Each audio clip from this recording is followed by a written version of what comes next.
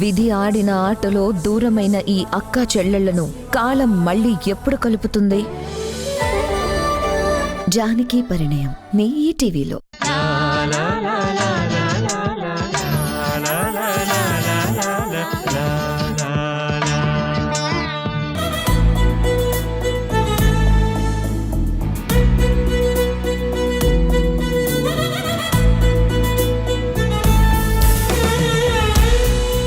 జానకి, అక్కడ పెళ్లి కొడుకు తొందరపడుతున్నాడు, తొందరగా రండి. అబ్బా వస్తున్నాం లేరా.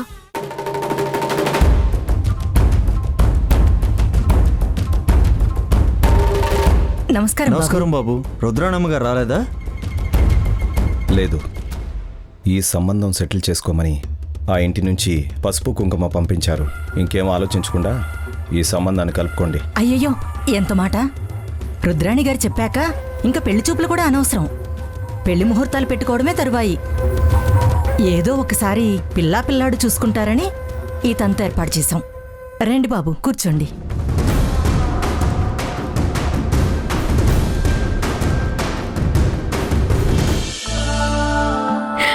అబ్బా, ఎంత అందంగా ఉందో!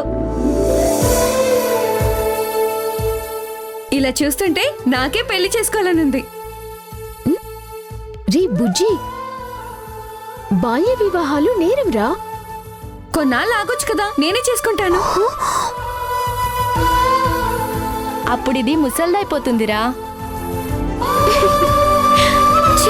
మీ పెద్దోళ్ళు ఉన్నారే, మా ప్రేమను అస్సలు అర్థం చేసుకోరు. రే, వయసుకి తగ్గ మాటలు మాట్లాడరా. పద.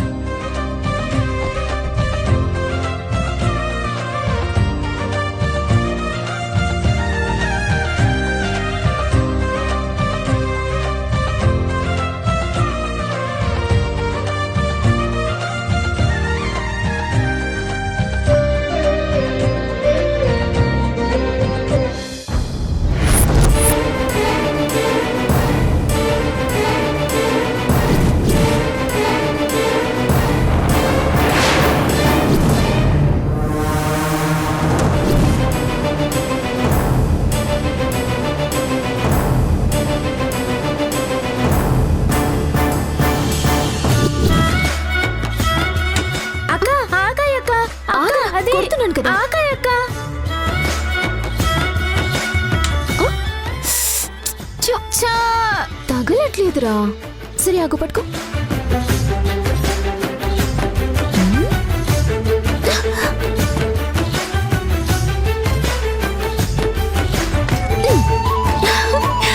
రే, ఇదిగో తీసుకో. వెళ్దాం రా. థ్యాంక్ యూ అక్క. నన్ను వదిలేయండి, మీకు దండం పెడతాను, నన్ను వదిలేయండి. ఏంటి పాప, రాత్రి బంగ్లాకు రమ్మంటే రాను అన్నా? నిన్ను వదిలేయాలంటే మీ నాన్న తీసుకున్న అప్పుకి వడ్డీ ఇవ్వాలి. ఇప్పటి వరకు వడ్డీ ఇవ్వలేదుగా, మరి ఎలా వదిలేస్తాం? నిన్ను తీసుకెళ్ళి వడ్డీ కింద జమ కట్టుకుంటాం.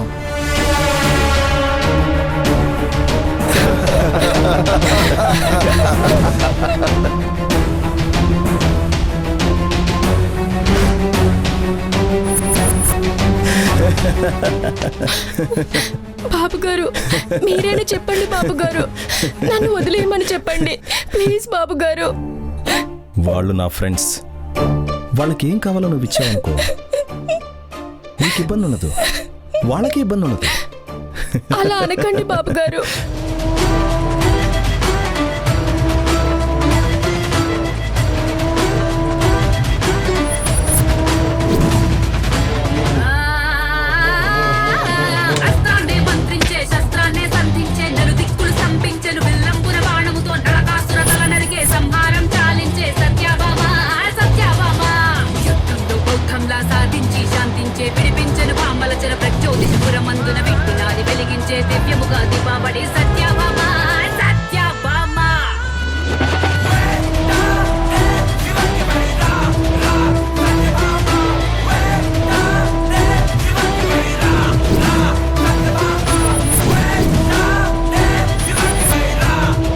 నన్నెందుకు కొట్టావు?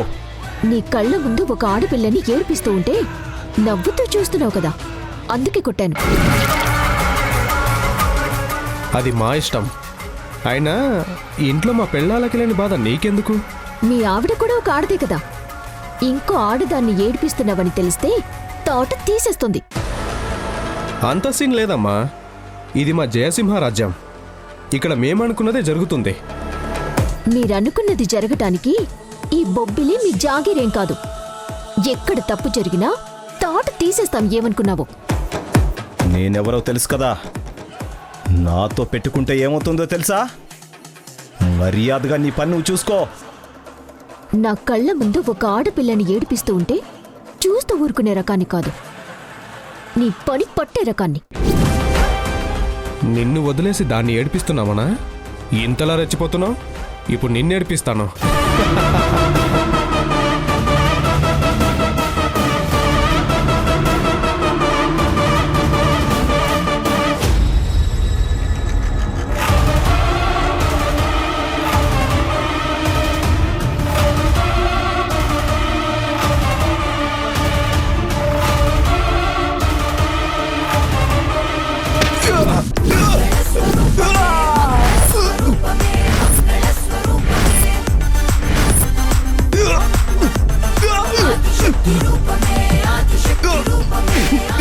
అది అమాయకురాలు కాబట్టి మీ చేష్టలకి ఏడుస్తోంది.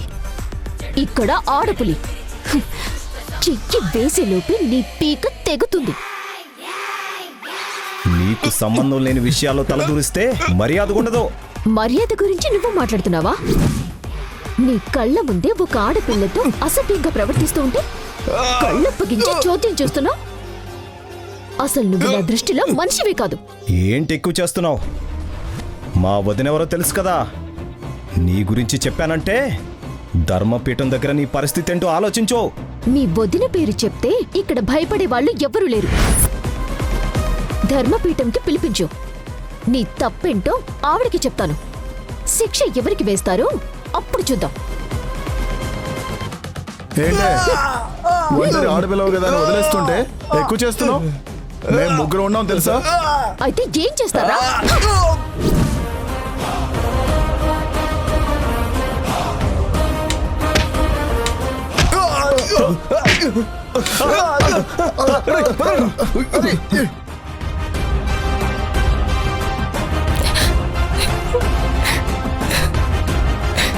ఏడ్చే కొద్దీ ఏడిపిస్తూనే ఉంటారు. ఎదురు తిరిగితే అదిగో అలా పారిపోతారు. ఇంకా తమరు ఇక్కడే ఉన్నారే? వెళ్తారా లేక పంపించమంటారా? వెళ్తాను, కానీ ఏదో ఒకరోజు నేనే నీ అంతు చూస్తానని మాత్రం మర్చిపోకు.